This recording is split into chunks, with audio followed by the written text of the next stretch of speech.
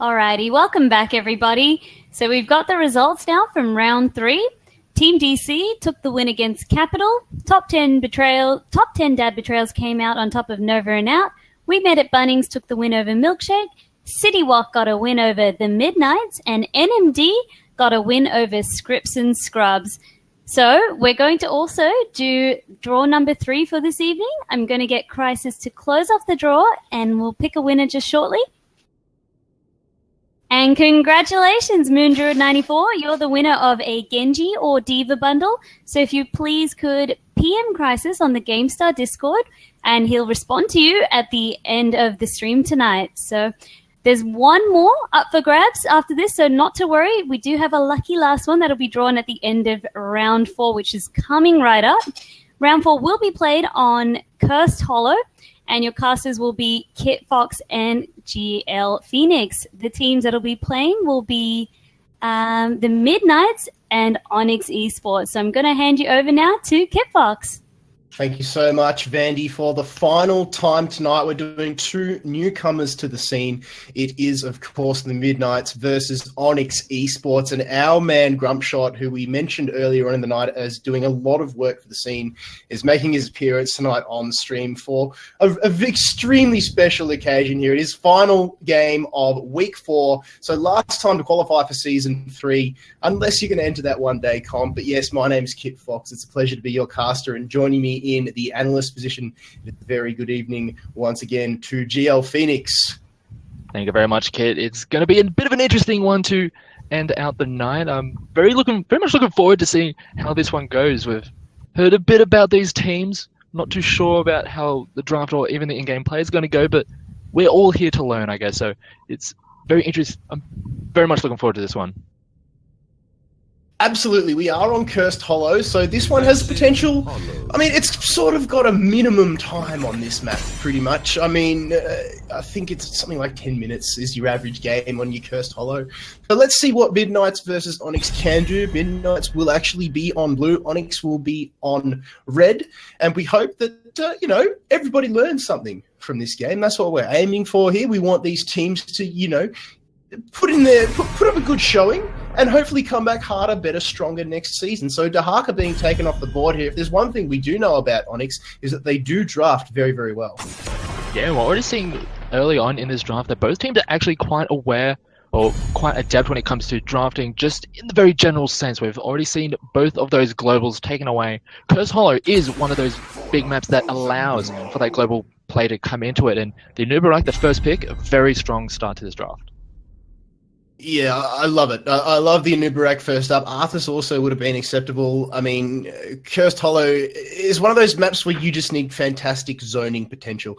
And Diva comes into that equation a lot more often than she would on other maps. Now, Uther, again, being locked in. So 4 out of 4 games tonight, we've seen Anubarak Uther being banned or picked, and often is the first one. It is Uther. Now, Varian being locked in as well. 3 out of 4 times for him making an appearance tonight. Yeah, very strong start to the draft for both sides. We've seen Anubarak and Uther, as you mentioned, consistently high priority in this draft. We've seen it even just like international tournaments all throughout the world. Everyone is pretty much on the Anubarak and the Uther hype train. They've been very strong for a while, and it's very nice to see that even these teams that we probably wouldn't have expected to have the most solid of drafting, they are really locking down their knowledge of the game so far. Absolutely. With 22 seconds left to tick away, let's see what they choose to complement Anubarak. Greyman, I was about to say Greyman is a good one to pick, and there we go. He's been locked in along with Lucio as being opted for their sport. Very important on Cursed Hollow when you want to get from one point to the other, especially up on that top where you've got either side of the boss. Lucio often takes Chase the Base, as well as just one of his staple talents. Let's see if he'll do that here, GLPhoenix. Yeah, and Lucio, he did cop a bit of a nerf to his numbers. I mean, sure, his healing went from only 3 to 2, but that ended up being like a massive change, and he's really just kind of fallen out of favor for a lot of teams throughout the world. But he is going to be picked up here, and he's going to have to be very careful because looking only at those 2 members on the side of the Midnights, the Uther and the Varian, they have a lot of tools to lock down that Lucio, and if he goes down, that's a lot of sustainability just out the window on the side of Onyx Esports. So he's going to have to be very careful with the way he positions. I mean, depending on how the Midnights draft here, I mean, even Lili could be very good on the side of Onyx here with those blinding wins.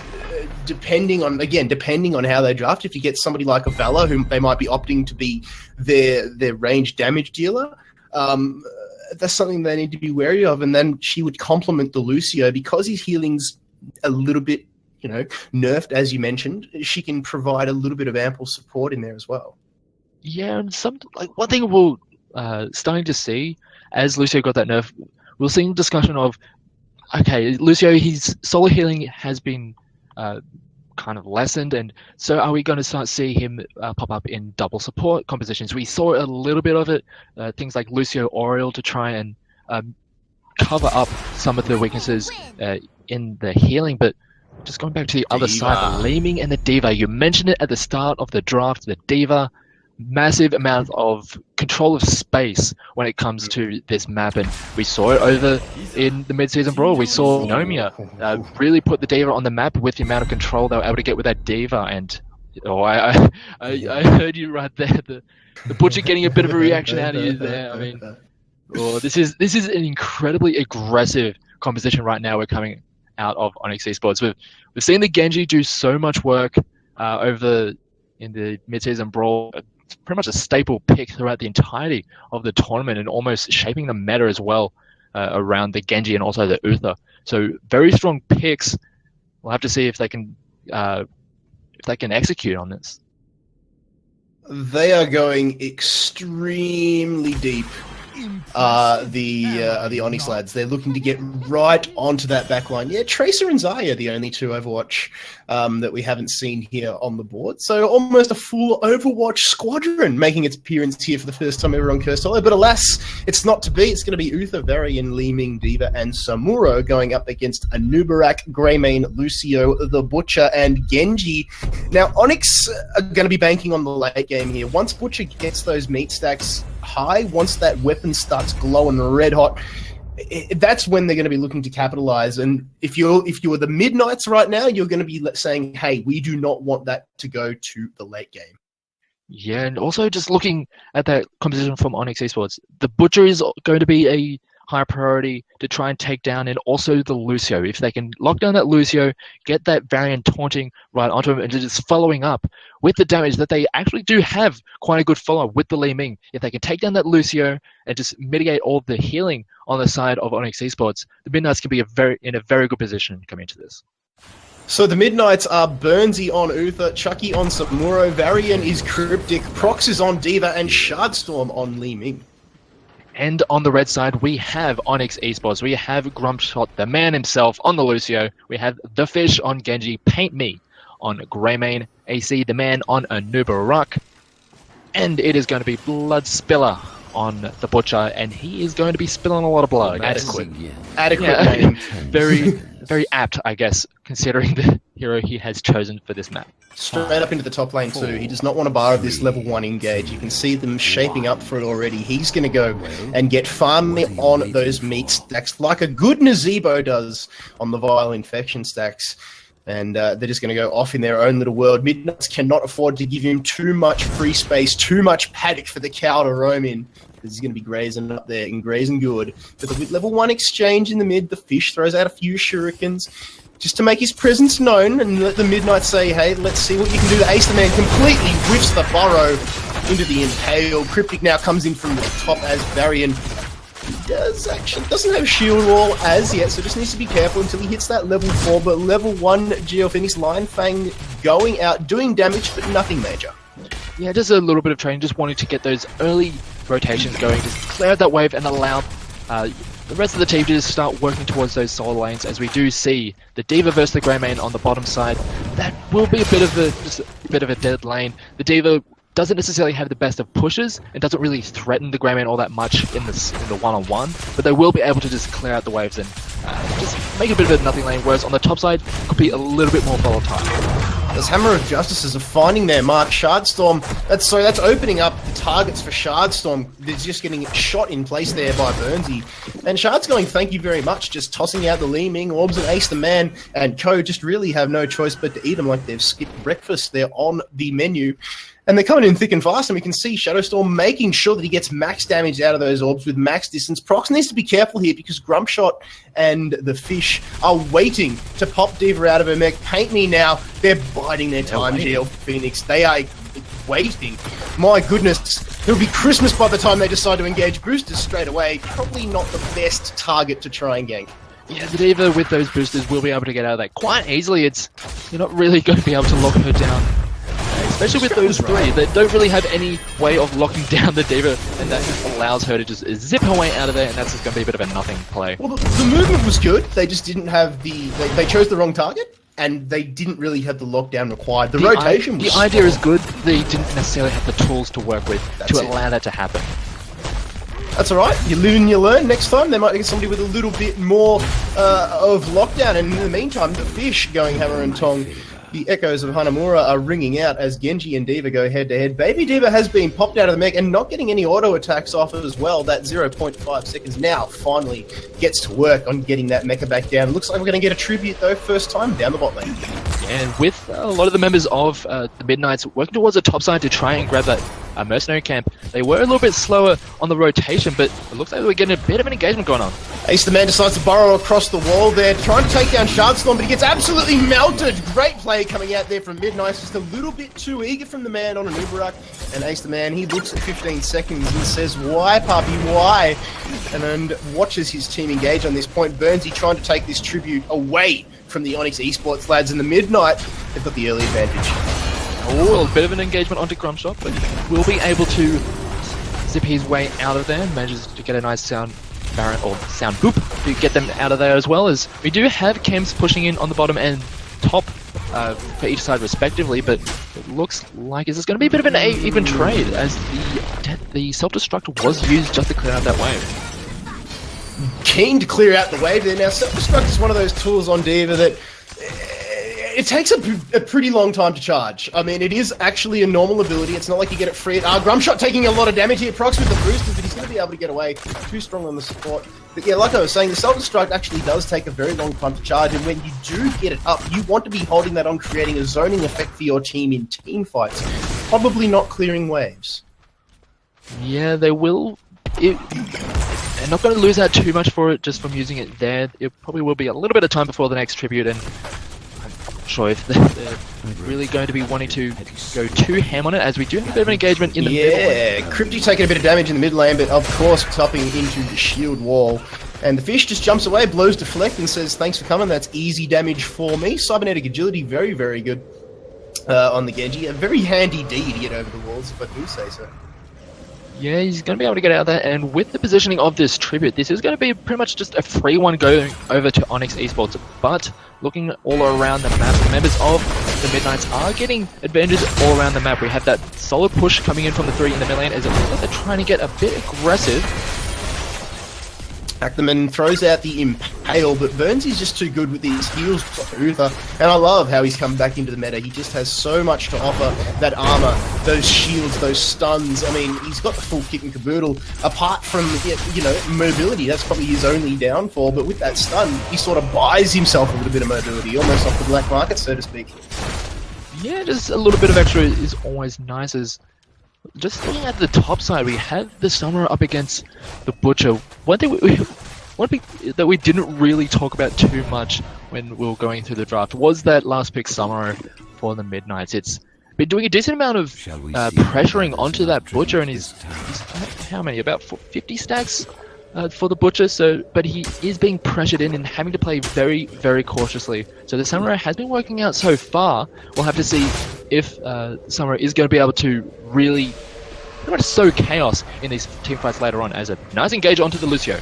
Yeah, Grumpshot needs to be careful now. He's separated from his team. Cryptic and Co of the Midnights have managed to get a good separation off. Grumpshot now just goes back, but this tribute's going to go in favour to Chucky. The Midnights pick themselves up another one. Ackerman on that Nubarak, just he really needs some support up there on the front line. As the Nubarak is the solo tank, he needs to have a healer strapped to his backside constantly, and if they keep separating Grumpshot away from him, he's going to get absolutely melted to the melee. I mean, to the grey main.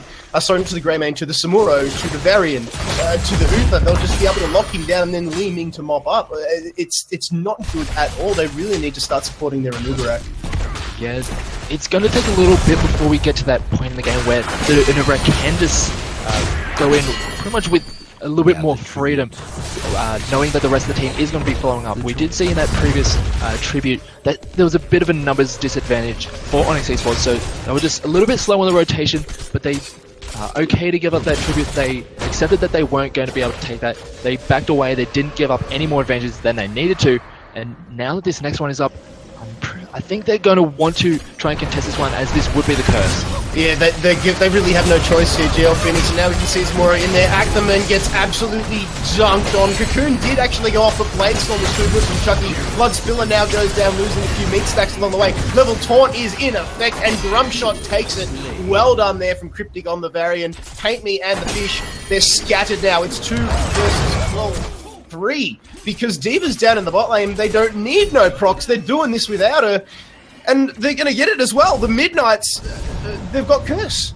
Yeah, they managed to get that curse, even though they, as you mentioned, were down in numbers going into that fight. It was just those heroics being so impactful on the side of the Midnights that they were able to get the fight regardless, as we do get a bit of a pause. But yeah, in that fight, it was just the Bladestorm and the Varian hitting that level 10 really being so impactful.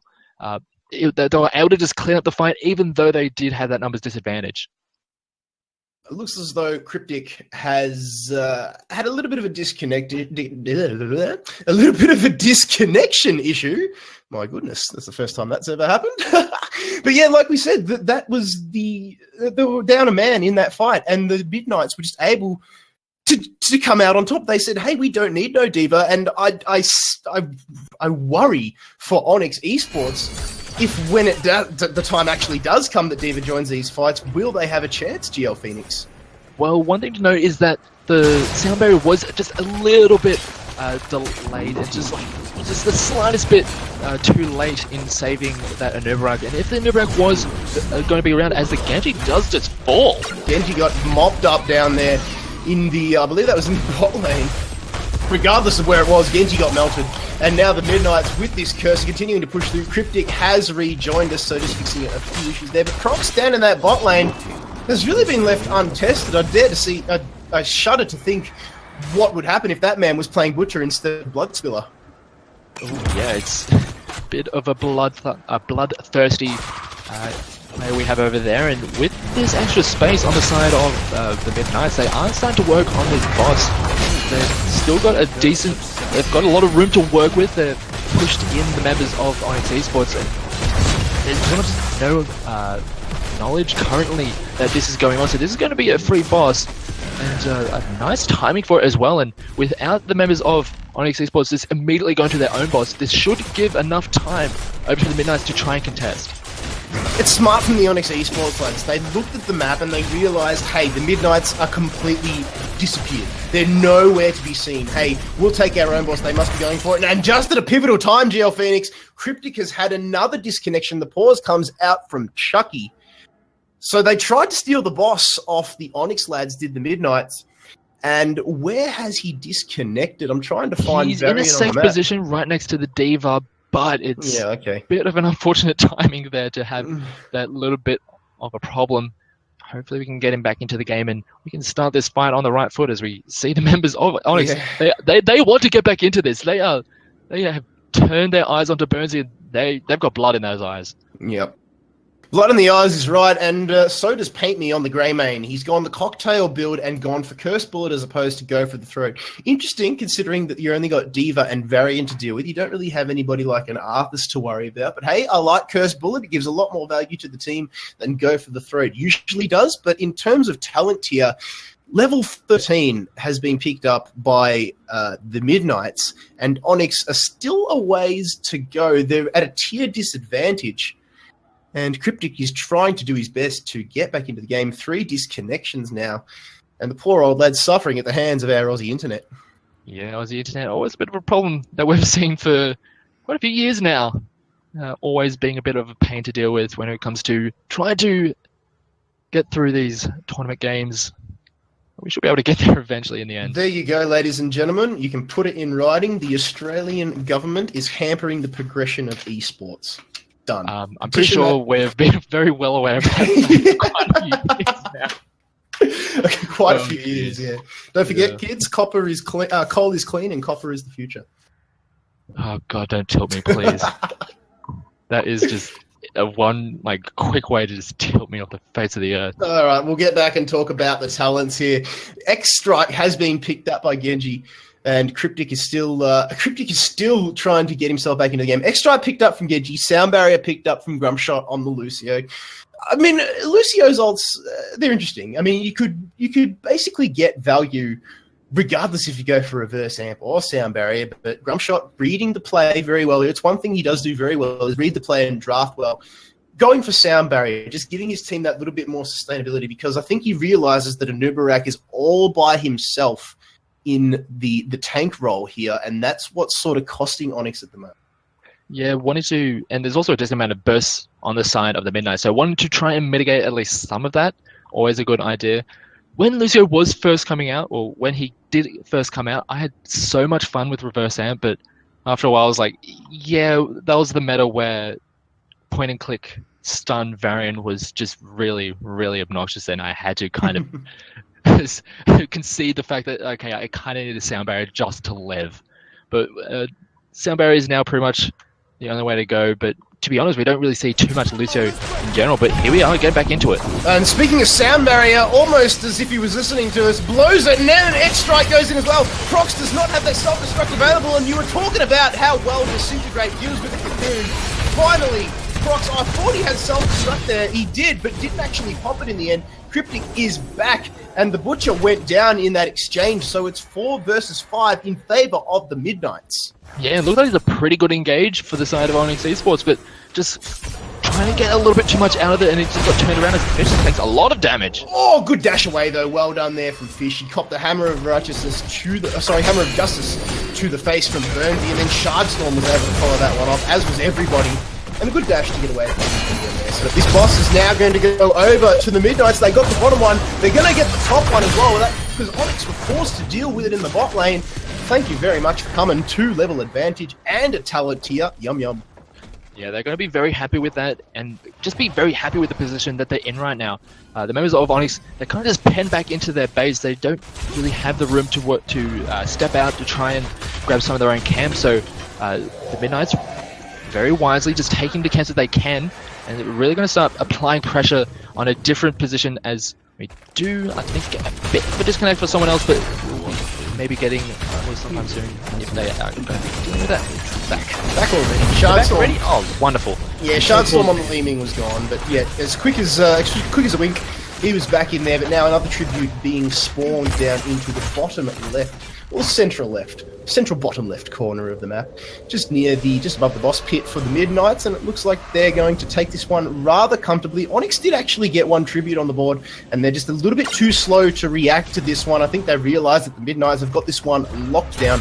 So what do Onyx do? They do what they can. They take the camps that are available to them, create map pressure where it's available, because they realize they've lost a tribute. Hey, we're behind a full curse. We've got a lot of work to do.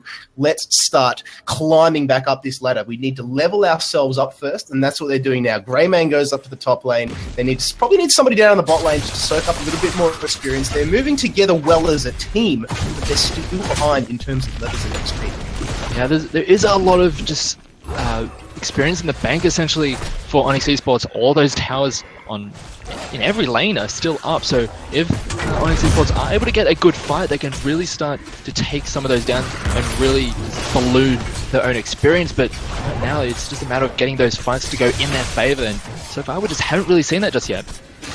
No, not yet. Samuro throwing out those illusions, just making Onyx think about where they need to aim their abilities. The last thing you want is to be throwing a Burrow or an Impale or a Cursed Bullet even on, Chucky's illusions. That's something they need to be careful of, and I think that little bit extra that they have to think about is it's got them on the back foot here. You can tell that they are having to think before they act. Yeah, they do have position on the point, is it? bunny hop goes in from the Midnight's Diva. That was Prox. Now the self-destruct goes in onto the point, creating the zone that we were talking about. Shardstorm sets himself into a great position for an on-point disintegrate. And now in comes Bloodspiller. The fish goes in, takes down Leading.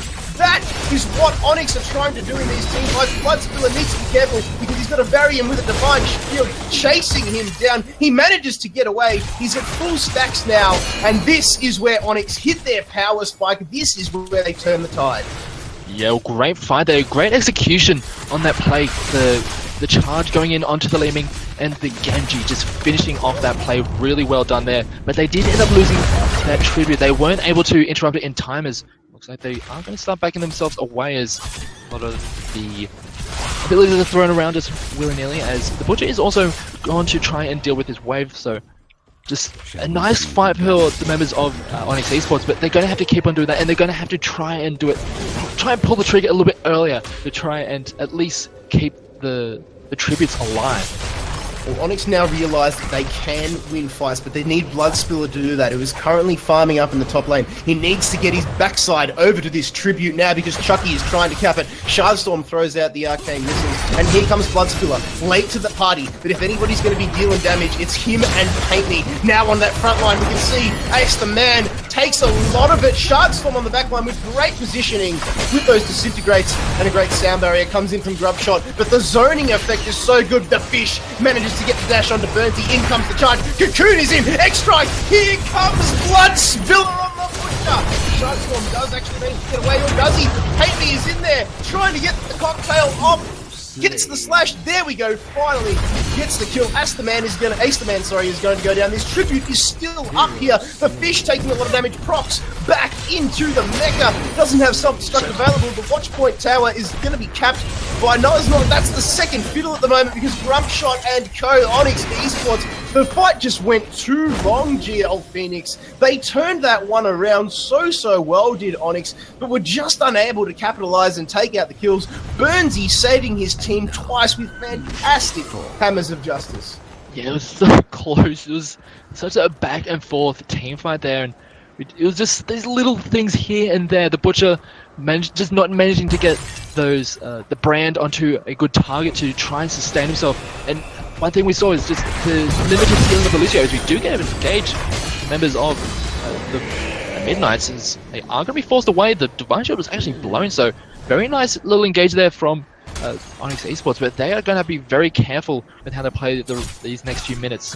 There's a lot on the table for Midnights to actually pick up, and there's not really anything that Onyx can do right now. They just have to be very defensive in their play. They will more than likely be trying to just defend against maybe just two bosses, probably lose a heap or two, but they're still in it. As long as they can keep these fights going, they are still in this game. So the full map menu is on offer here for the Midnights to pick from a smorgasbord of delights. They decide to go for the top boss, and now they're going to go straight down to the bottom and take that bottom boss. Yes, they are. So that forces Onyx to deal with boss in the top lane. They thought, hey, we need to contest this boss at the moment because if we don't, we are in trouble. But they've crept back the XP a little bit. They realize they're going to contest the boss. They're completely paying no attention to the one in the top lane, and this could be interesting. But the baits have come out from the Midnight. They realize that Onyx have not turned their attention to the top boss and have stayed their attack onto this second boss in the bot lane now. Prox gets hit out. I was going to say gets hit out of the bunny hop there. Could have blown self-destruct, but the damage was just too good coming in from Bloodspiller, and the rest of Onyx, that Cocoon, landed onto 50 Disintegrate, absolutely shreds it. Now we can see a Blade Storm comes in, but the Butcher goes down. He didn't even complete his charge. Level taunt. It does actually find a target, but the Midnights are just too good in teamfight scenarios. Grumpshot and Paint Me are forced to run back. Meanwhile, Boss is on the core, dishing out the hurt.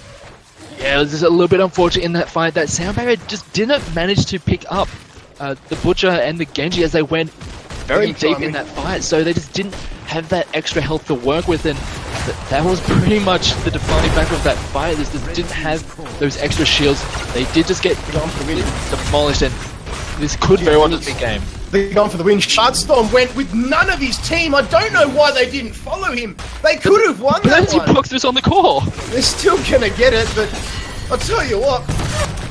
It was interesting, I'll say the least, but the GGs to the Midnights. Divine Shield goes out. The call came out, that's why you don't stream bronze matches. But I'll tell you what, GLPhoenix, I don't know about you, but I had a great time. It was entertaining, it was informative, and that's what you want out of esports, right? Everybody learns, everybody has a great time. Yeah, it was a very interesting experience. I mean, there was some really good fights and some good ideas on both sides. It was, I think a lot of it did just end up coming down to some of those team fights and some of the timings when it came to curses. We saw that the members of Onyx were just a little bit delayed when it came to moving towards those tributes, and we saw that the Midnights, they were already on the point, and they were able to force away the number disadvantaged Onyx Esports, and they were able to keep on getting tribute after tribute. They were able to get that curse, that first curse, and then they were just able to completely control the tempo of the game. Time to turn your attention to the MVP award, GLPhoenix. Who do you think takes this one away? I really liked Burnsy on the Uther. Yeah, I mean, we've been talking about how supporters don't really get enough love, and now we're just going to start giving all of the love over to the supports. They are very impactful. I mean, Uther, just in and of himself, has been incredibly impactful over the past month or so. But yeah, it's one thing to just pick up a really strong hero. It's another thing to actually get them to work in the way that you want them to. So yeah, Burnsy did a very commendable job on that Uther. There we go. Congratulations to Burnsy picking yourself up an MVP nomination. Well, hopefully we can all watch back over this VOD for the Onyx Esports lads and the Midnights and improve their games coming into Season 4. So I personally cannot wait for that, but we are not done yet. Playoffs coming up this Thursday night. But for the final time tonight, it is back over to your host, Vandy.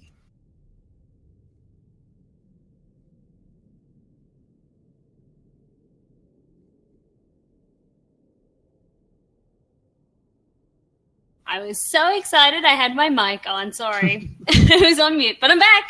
And thanks so much, Kitfox and GLPhoenix, for that wonderful round of casting once again.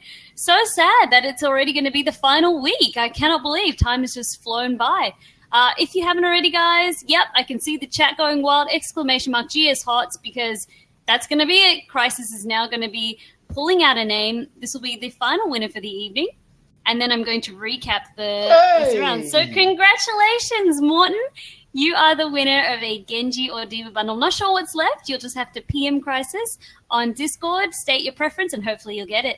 And we don't actually need to cut to a break because we do have all the results from round 4. So I should also be able to announce who will be going into Thursday playoffs. So Milkshake took the win over Team DC, Scripts and Scrubs over top 10 Dad Betrayals. NMD managed to snag win against We Met at Bunnings. Capital prevailed over City Walk, and the Midnights took the win over Onyx Esports, as we're all eagerly watching on. So that means for this Thursday, for the Division 1 games, it will be NMD, Scripts and Scrubs, Milkshake, and We Met at Bunnings, who have qualified for the Division 1 games this Thursday evening. So congratulations, guys, for a round of spectacular matches. Thank you, everybody, for tuning in, for watching, for having fun with us tonight, because it's always a pleasure. We love doing it. We love what we do. And a giant thank you to Blizzard ANZ for the prizes. And, of course, everybody here tonight. So a big, big thank you from all of us here at GameStar, and hope you enjoy your evening.